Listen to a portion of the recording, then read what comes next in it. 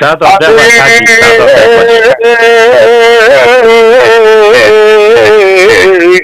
من لو بناديك ذنب دشراش بيا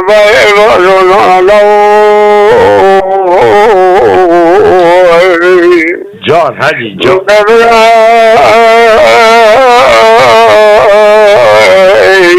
لأن خصمان شريرني وعربك ما برعنا له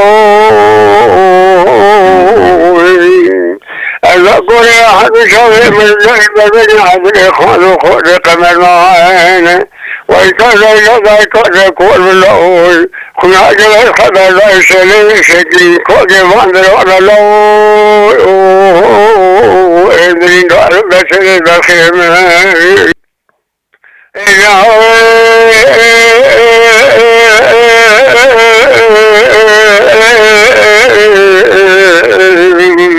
عظيم خلو من عليك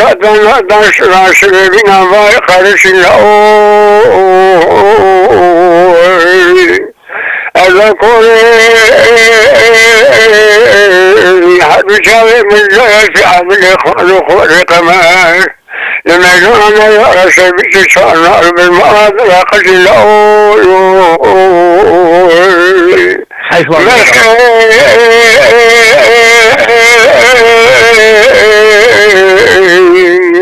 من يقول بارد الشهر ذاك وزيش له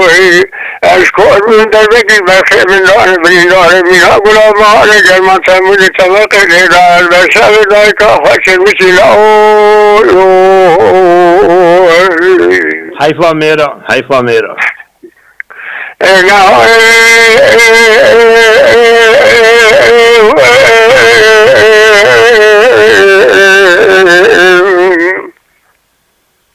عظيم الله ومبارك الزوزان بارك الله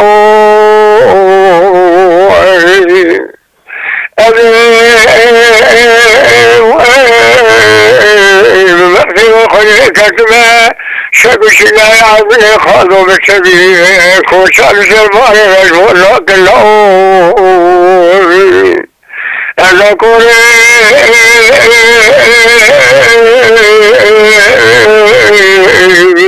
حدث من جهد المجال الإخوان خلق مضاعي أجدنا خلق شوش ما كان في جهد الإخوان بدشت يوصلوا بجرنا لكلمات الله من دار بخيم الله جان حاجی جان ساعت خوش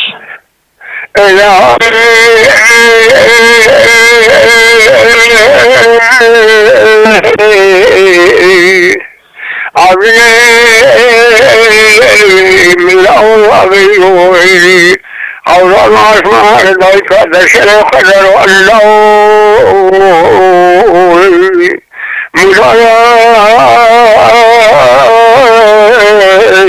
ما لشورك من دونك بسرك ذنان الله عدل خالو خلق من سبيل وبدون ميدان يراي خدر إلى رفسي بيات ما يجري الله وخبرون الله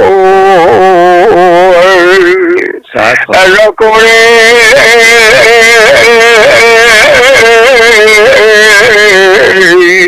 حد جاوب الغير المجاب الخالق خلق مزاين لا يقدم بالله الشبيه عليه قالوا تنالي ديم خولاه البشر بخي فرقد من شوي وإذا أشكر بالله الخالق يا الخدمان الله من دار بخير الله